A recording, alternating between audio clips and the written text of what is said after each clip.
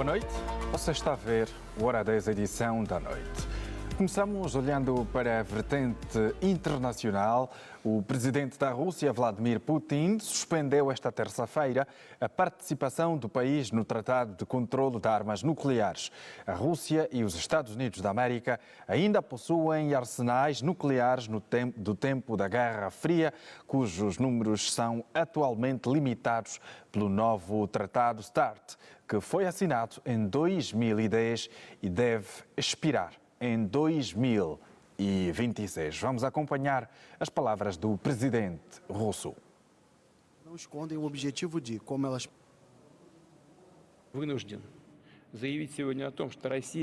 Tenho que anunciar que a Rússia está suspendendo sua participação no Tratado New START. Элиты Запада не скрывают своей цели – нанести России, как они говорят, это прямая речь, стратегическое поражение России. As elites do Ocidente não escondem o objetivo de, como elas próprias dizem, impor uma derrota estratégica à Rússia. O que isso significa? Significa acabar com o nosso país de uma vez por todas. Por isso, querem transformar um conflito local em um confronto global. Nós entendemos dessa maneira e vamos reagir de acordo. A responsabilidade por alimentar o confronto na Ucrânia, por sua escalada, pelo número de vítimas, é totalmente das elites ocidentais e, claro, do regime de Kiev, para quem o povo ucraniano é essencialmente estrangeiro. O governo da Ucrânia não serve aos interesses nacionais, mas sim a países terceiros. E depois da visita a Kiev, o presidente norte-americano Joe Biden está na Polónia e encontrou-se hoje com o homólogo polaco Andrzej Duda e reafirmou o seu apoio incondicional à Ucrânia. Joe Biden discursou hoje em Varsóvia perante milhares de refugiados ucranianos. Há um compromisso real dos Estados Unidos.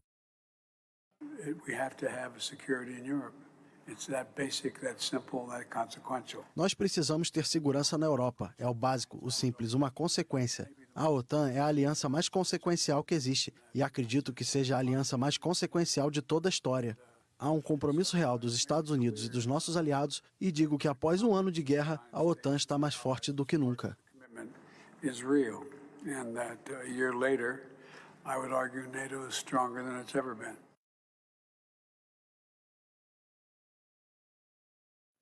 Acabamos de acompanhar as palavras do presidente norte-americano Joe Biden no encontro que manteve com o homólogo polaco. Recorde-se que o presidente Joe Biden discursou hoje perante milhares de refugiados ucranianos que se encontram na Polónia, onde Joe Biden comprometeu-se em continuar a apoiar a Ucrânia. Entretanto, também garantiu que a NATO está mais unida do que nunca. Seguimos olhando para estes assuntos e agora manter uma conversa com os nossos especialistas. Aqui em estúdio está o Dr. Almeida Henriques e temos também Wellington Callasans, jornalista e analista de política internacional que se encontra em Estocolmo, na Suécia, via plataforma digital. E é com Wellington que começo. Wellington, boa noite, bem-vindo a esta edição do Hora 10. Hoje foi um dia de muitas atenções, se olharmos para aquilo que foi a intervenção, quer do presidente russo, como o dos Estados Unidos da América. As atenções, há um certo magnetismo aqui, digo, entre os dois presidentes. As atenções ficam viradas para estes quando se pronunciam, sobretudo ao se tratar do conflito na Ucrânia. Wellington, como é que analisa o discurso de Vladimir Putin? Boa noite, Afonso. Boa noite ao colega no painel e a você assistindo aqui ao canal TPA Notícias. É um prazer estar aqui de volta no programa Hora 10. Afonso, eu considero o discurso do presidente Vladimir Putin como um discurso de grande profundidade. A extensão se deu pela necessidade de expor ao povo russo, através do parlamento russo, cada detalhe para que não haja nenhum tipo de segunda versão a partir daquilo que o presidente russo pretendia comunicar internamente, sobretudo, mas com uma repercussão internacional incomum, talvez porque o Vladimir Putin não seja tão popular e não apareça tanto à frente das câmeras de televisão, e a palavra dele passa a ter um significado, um valor maior, até mesmo para os adversários. Então, não podemos aqui desprezar que o discurso de Vladimir Putin hoje ganhou uma repercussão sem precedentes na mídia ocidental, obviamente que numa análise dentro da estratégia de comunicação, porque a imprensa ocidental foi transformada em máquina de propaganda da NATO, e, com isso, uma necessária adaptação do discurso do presidente norte-americano Joe Biden a seguir, inclusive fazendo menção ao discurso de Vladimir Putin, numa clara menção de que ele teria assistido a este discurso que você me incumbiu aqui de comentar. Considero muito importante algumas falas do Vladimir Putin sobre as verdadeiras razões para o início dessa tensão na Ucrânia. Porque não podemos aqui considerar o 24 de fevereiro como o início de toda essa tensão. Os acordos de Minsk, que deixaram de ser cumpridos, foram a razão de toda esta situação.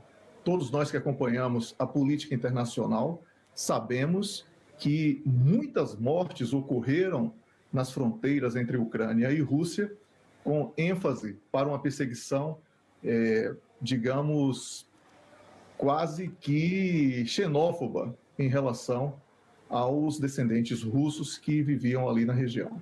Portanto, essa situação ficou bastante aclarada para a sociedade russa e também para a comunidade internacional, porque é algo que é incontestável.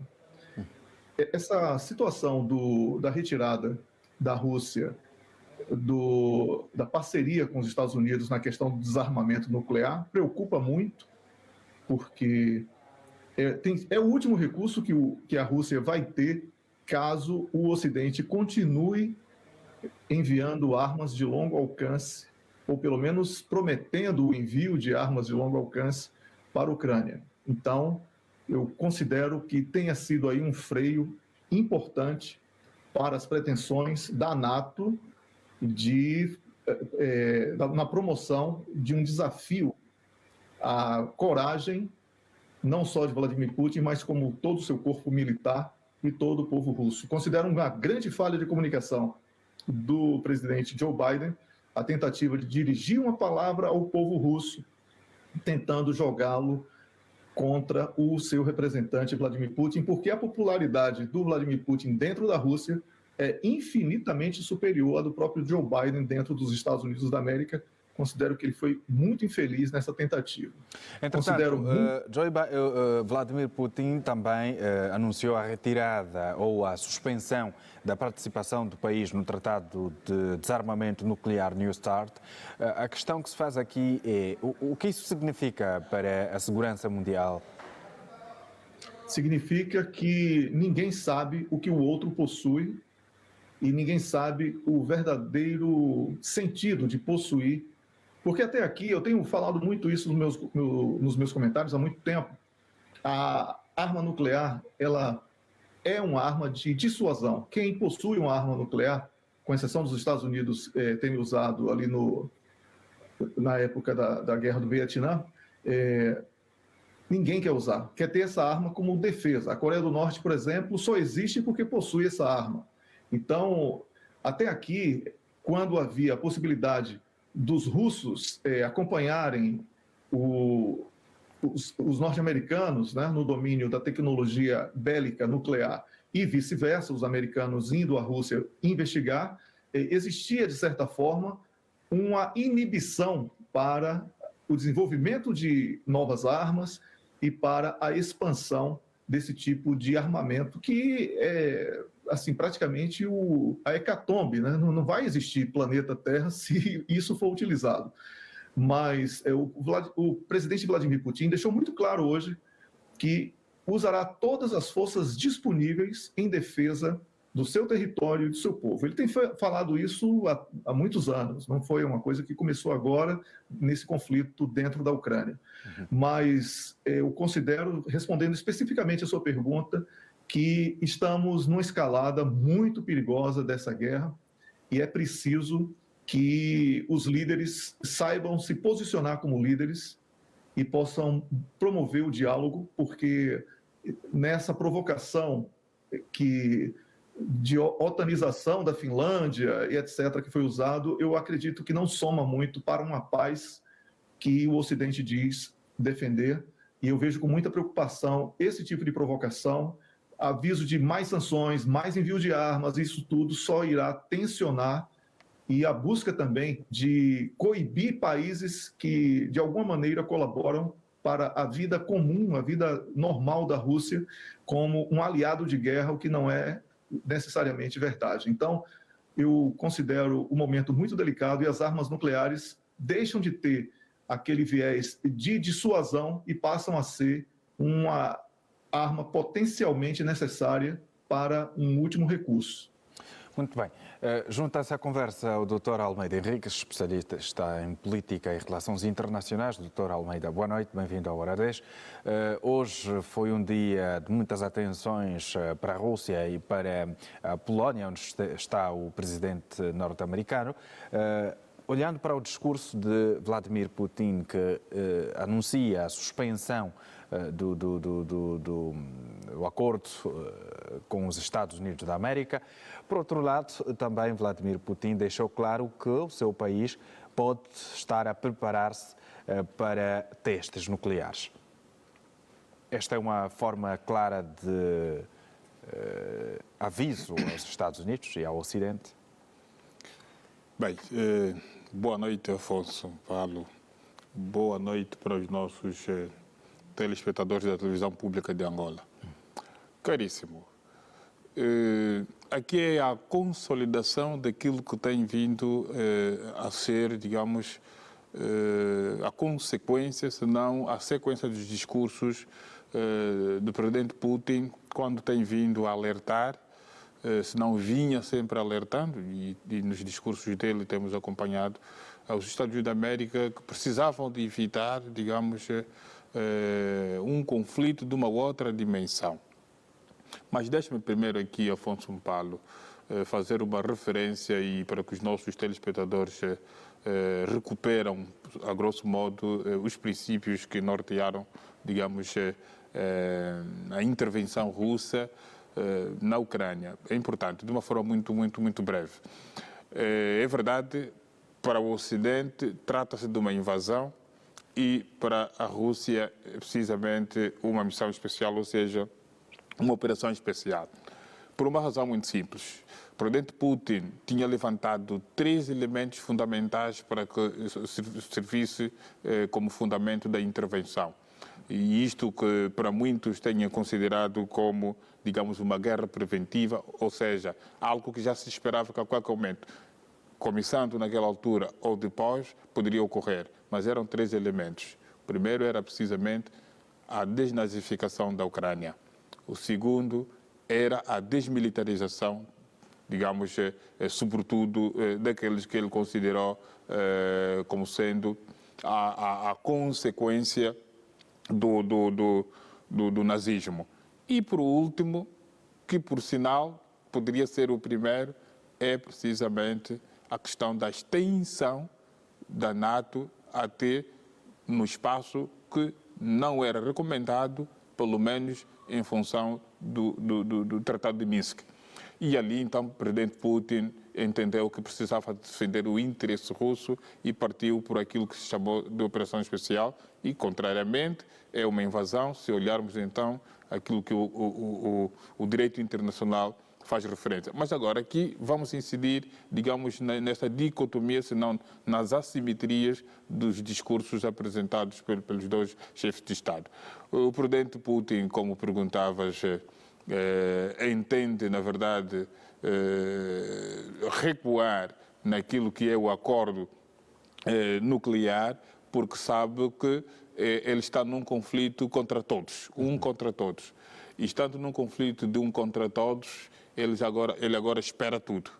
E se a Rússia espera tudo, então tem que ter mecanismos de defesa a todo nível. Ou seja, para o presidente Putin é o tudo ou nada, porque está mais do que visível que o Ocidente, liderado pelos Estados Unidos da América, e o presidente Biden fez referência a isto, que ele é apenas o trampolim de cerca de 50 estados que estão, digamos, a apoiar a Ucrânia contra as investidas russas. Logo, não se poderia esperar aqui a Rússia, sabendo que o arsenal nuclear é o fundamento, ou seja, é o último... É a última instância, no ponto de vista bélico, que a Rússia pode acionar. Aqui não temos receio de assumir isto. Pode acionar caso não encontre uma solução, digamos, durante esta conflitualidade. E por falar em solução, já fazia referência a Wellington e os microfones estão abertos, estimados, estejam à vontade. Nesta altura, fala-se muito das escaladas, as tensões que vão se intensificando com os discursos, pode sempre haver uma ou outra interpretação. A questão que se faz aqui é onde fica o diálogo. Não há a possibilidade desses países poderem dialogar? Os líderes que discursam praticamente não tocam neste assunto. Bem, mas aqui há um cruzamento, digamos, de acusações.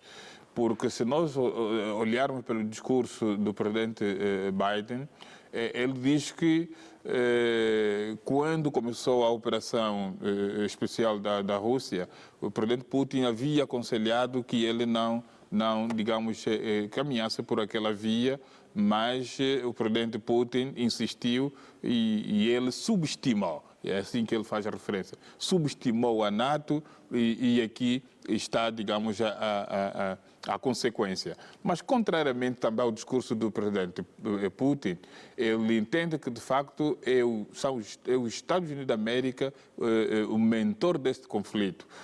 Mas também com muito respeito, e eu também devo assumir as minhas abordagens daquilo que vínhamos observando e fomos aqui admitindo, é verdade, o centro do conflito aqui não é a Ucrânia, tem que ser real.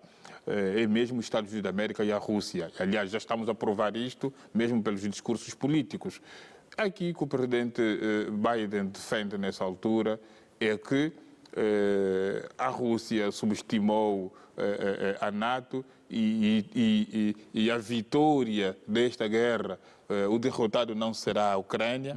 E ele diz mais, e é importante salientar de que a Ucrânia ainda é independente. É aqui onde eu busco agora uma razão de análise entre os dois discursos.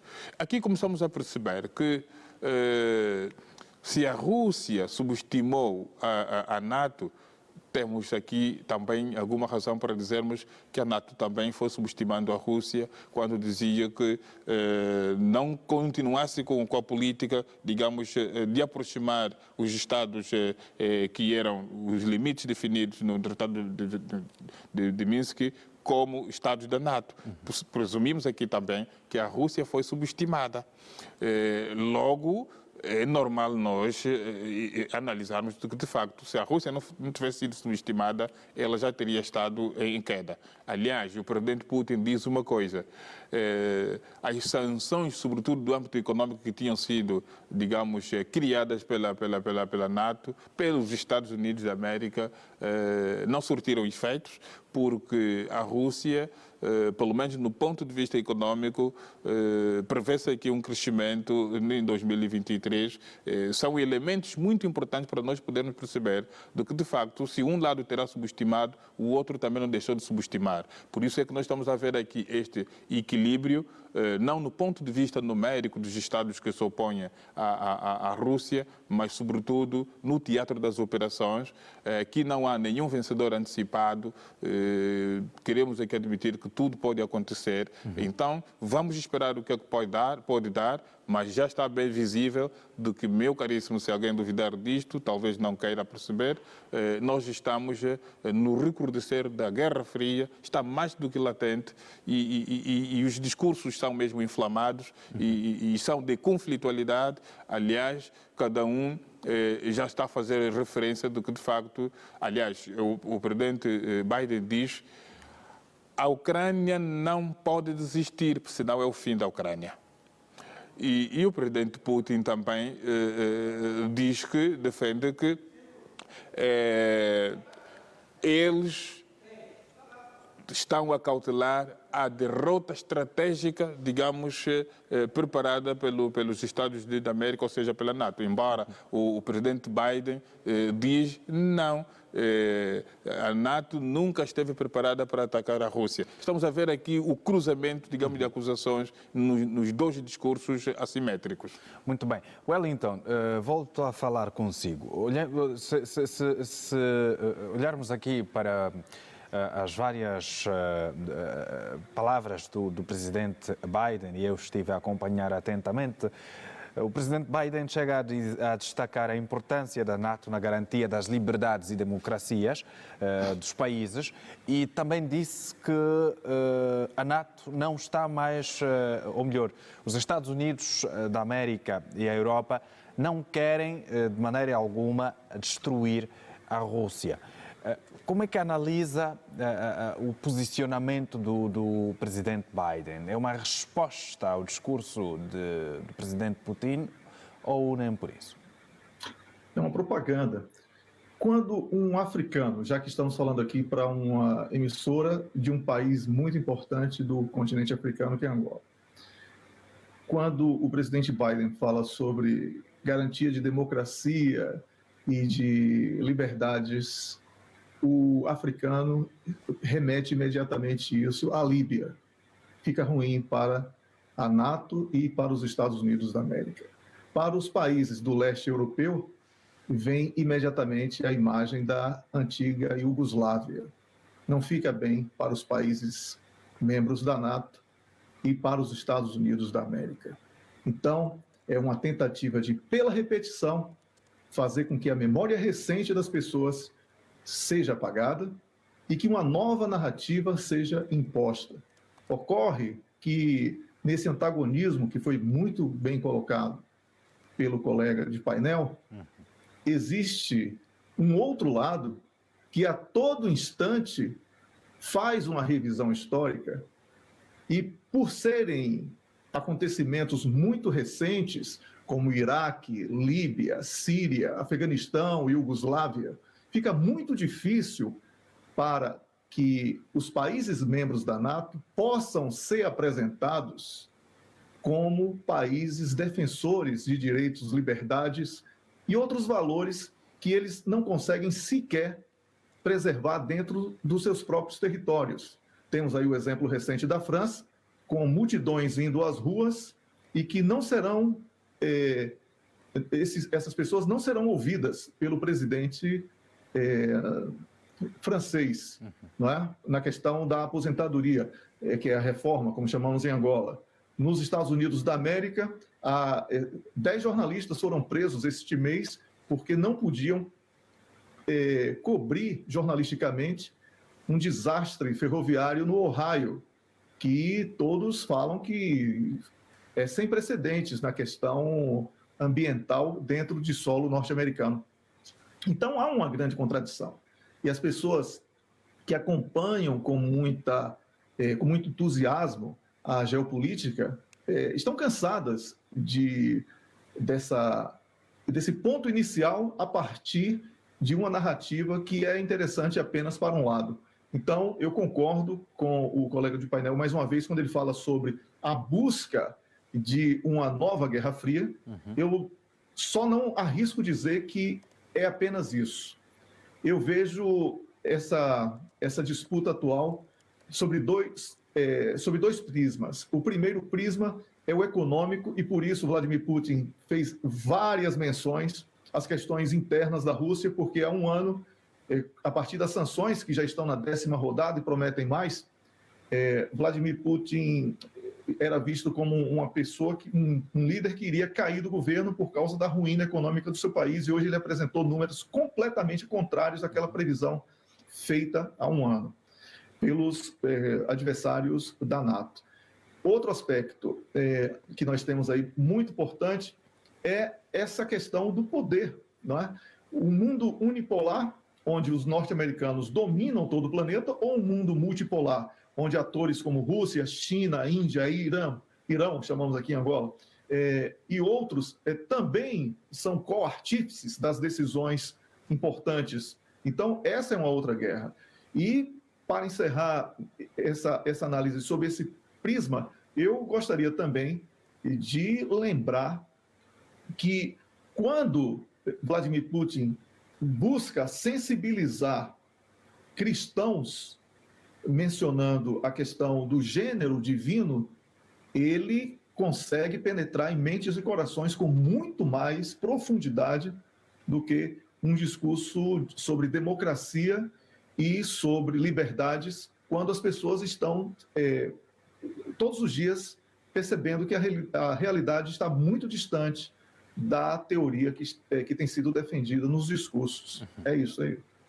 O presidente Biden, por vários momentos, conduziu o seu discurso de forma mais construtiva, defendendo direitos, a fazer escolhas entre o caos e a estabilidade, a brutalidade e os direitos humanos. A escolha de ter escolha é aquela que não possibilita escolher. Repetiu por inúmeras vezes a palavra liberdade.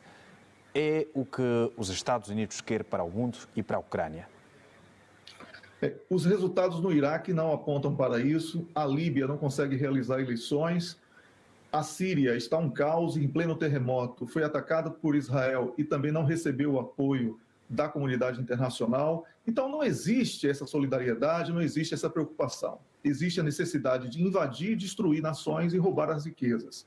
A Rússia tem nos planos dos Estados Unidos um país fatiado em 17 estados, para que a União Europeia possa se apossar, cada país importante, de um desses estados e das suas respectivas riquezas. Esse é um plano, inclusive, que foi defendido por Joe Biden quando ele era senador nos Estados Unidos. Não é uma coisa que eu estou aqui criando como teoria da conspiração. Existe o vídeo na internet disponível para o nosso público poder consultar. Então, esse tipo de discurso de liberdade e democracia, partindo dos Estados Unidos da América, hoje eu considero ele extremamente frágil, e é por isso que há um ano a Rússia consegue sozinha lutar contra praticamente todo o planeta. Não sozinha, porque tem um apoio oportuno da China e de outros países agora fortalecidos aí com o Oriente Médio, Médio Oriente, como falamos aqui, que estão também, esses países, dando um suporte muito importante à economia russa, fazendo com que haja uma substituição do mercado europeu para esse novo mercado, e a Rússia, com isso, perde bem menos do que as previsões feitas antes deste conflito ter sido despoletado. Agora que falou da China, a China tem procurado mediar o conflito, mas, como fez menção, tem alguma certa aproximação com a Rússia. Seria um elemento ideal para mediar este conflito? Não existe mediação do conflito através de outro país, somente através do diálogo entre Joe Biden e Vladimir Putin. Se não for desta maneira, não vai haver a paz. E eu acredito que nenhum dos dois esteja disposto a esse tipo de diálogo agora. Volodymyr Zelensky não seria uma peça fundamental neste jogo? Zelensky é apenas um fantoche dos Estados Unidos da América. Ele não tem poder algum. Ele já havia tentado, no mês de março do ano passado, através dos seus emissários, um acordo e foi barrado por Reino Unido e Estados Unidos da América. A Ucrânia não é um país soberano, o Zelensky não é um presidente da República, ele apenas recebe ordens e tem que cumprir, e o discurso dele certamente é escrito por alguém de algum gabinete de Washington. Ok, Wellington. Dr. Almeida, trago a mesma abordagem a que terminamos agora com Wellington.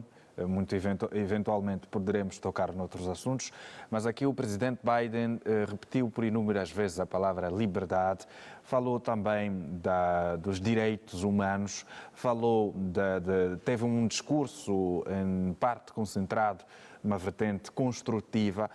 Isso não significa uma certa vontade dos Estados Unidos da América em equilibrar as coisas e terminar com este conflito instalado na Ucrânia? Bem, é o seguinte. Perante um cenário como este, cada um busca argumentos para poder, digamos, defender-se e concomitantemente, procurar mais alianças e, se não, acreditação internacional, sobretudo quando estamos a falar de direitos humanos. Mas deixe-me dizer primeiro, até onde eu sei, a NATO não foi criada, digamos, como um instrumento de construção de uma sociedade política liberal, senão da liberdade dos povos. Foi fundamentalmente para a contenção da extensão, se quisermos, da expansão, digamos, do sistema comunista. É verdade, pode-se admitir que, de facto, ao olhar o modelo capitalista com um pendor, digamos, democrático, estaríamos a ver que a liberdade é mais observável numa sociedade democrática, mas que é caríssimo. Quando estamos a falar do modelo de governo ou modelo político do Estado, várias teorias demonstram que o melhor modelo, como dizia o próprio Nicolau Maquiavel, é aquele em que o povo reconhece como o seu modelo para ser governado. É importante isto. Não existe uma democracia melhor do que a outra. E nós podemos olhar aqui, e o Wellington falou muito bem, e eu concordo com ele, na política de poder inserir determinados Estados no modelo, digamos, liberal, se não democrático, onde é que está a Líbia, onde é que está o Afeganistão e tantos outros Estados que foram vítimas disto. Portanto, é importante que, quando estamos a falar de uma sociedade política soberana, os demais Estados não são superiores a estes.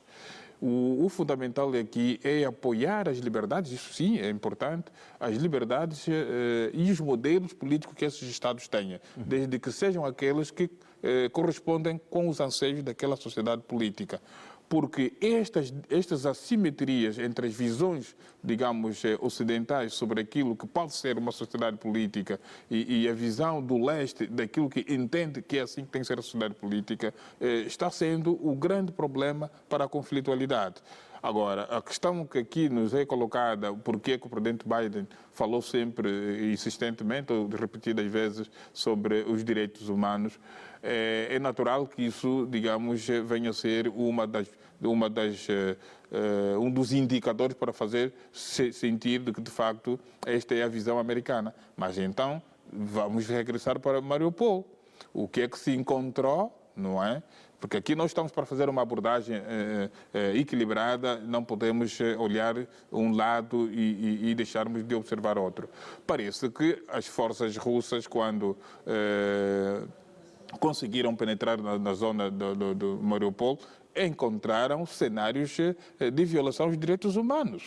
E será que esta comunidade, esta sociedade, não se terá sentido, digamos, aliviada depois da intervenção russa naquele espaço territorial? Então aqui estamos a ver que, de um ou do outro lado, existem violações dos direitos humanos. Esse não pode ser o fundamento para se encontrar uma solução do conflito Rússia-Ucrânia. O que tem que se buscar é precisamente retirar a ambição e o egoísmo, digamos, de manter o status quo, e porque aqui o poder é um bem escasso e nós começamos a perceber que os Estados Unidos da América também sabem que a Rússia existe, então, como o poder deve ser só exercido por um, então estamos perante essa conflitualidade. Agora, o que nós precisamos, enquanto comunidade internacional, é o consenso, é o cessar das hostilidades para que a paz se recupere, sobretudo na Ucrânia,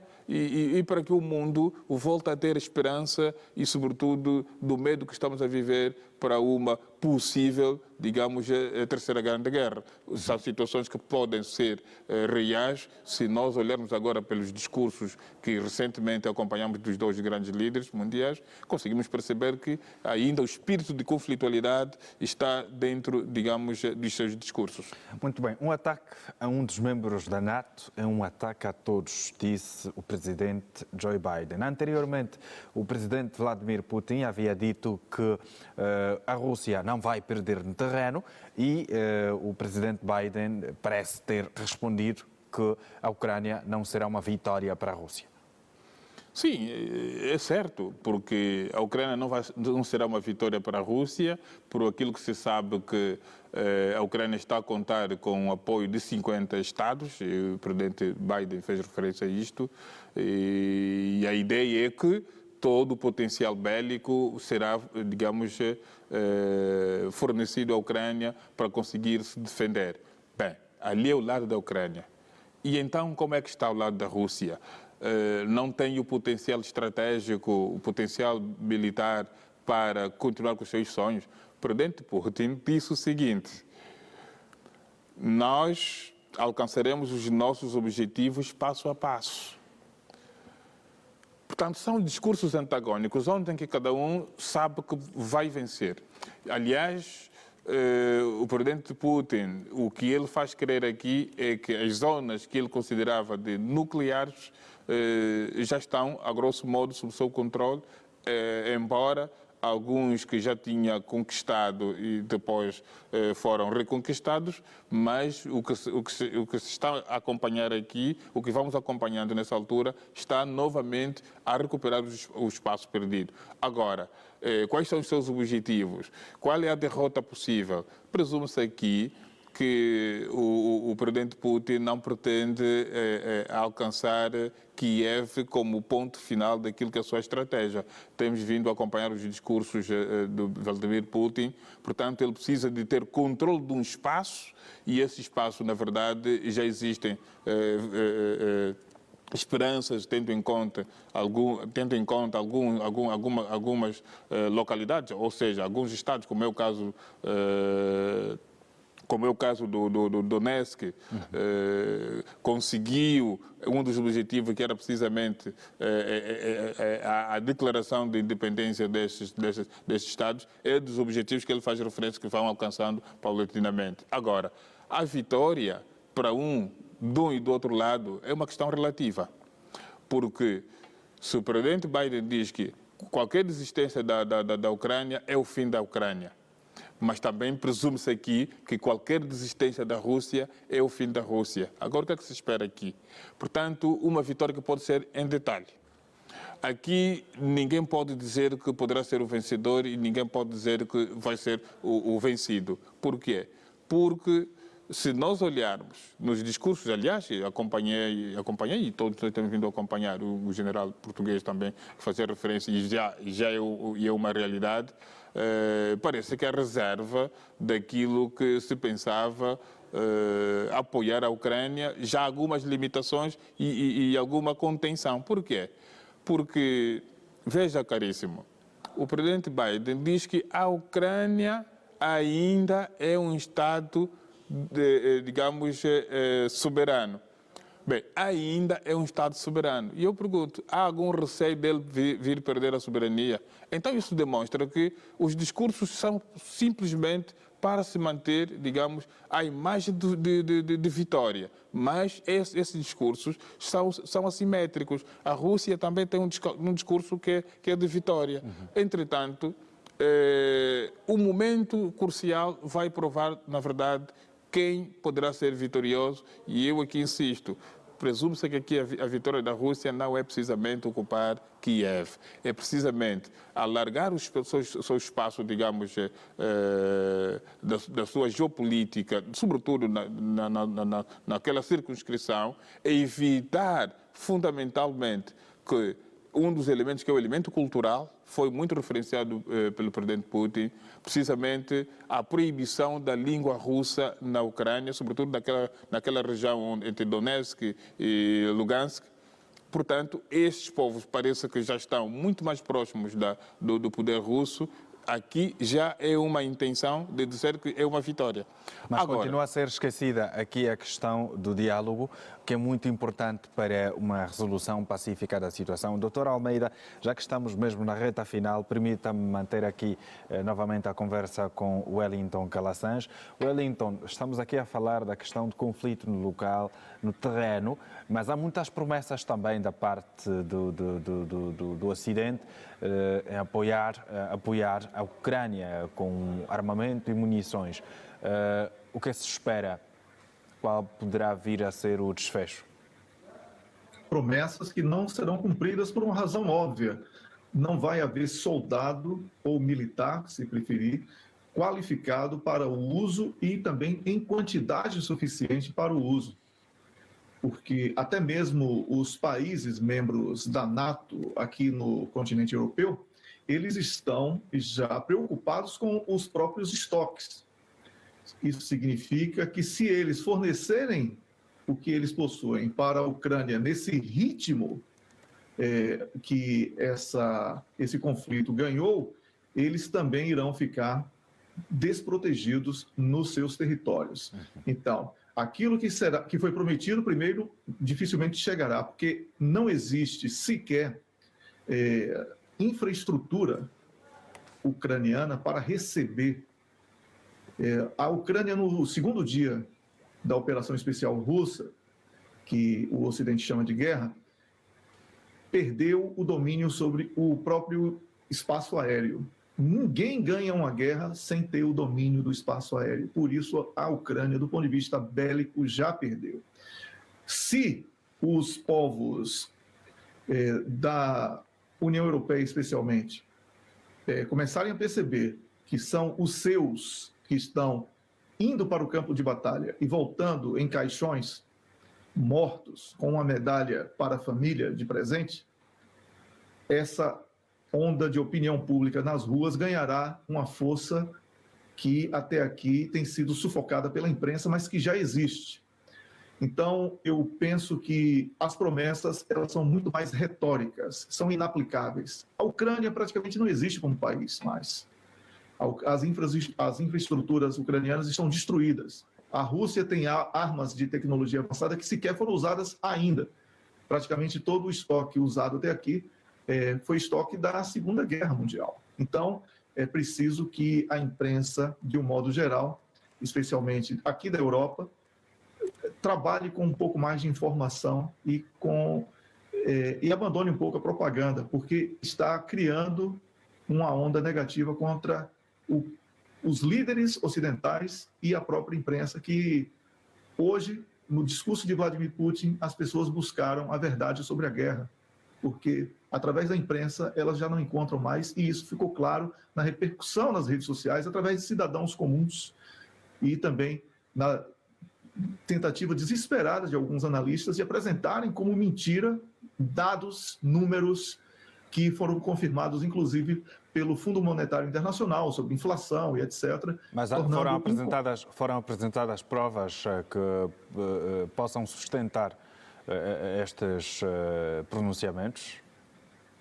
Do ponto de vista contábil, vamos falar assim, Vladimir Putin foi bastante feliz quando apresentou números e percentuais que são plausíveis, né? Eles podem ser tranquilamente pesquisados e confirmados ou não. Se fosse mentira, a essa hora só estariam falando sobre isso.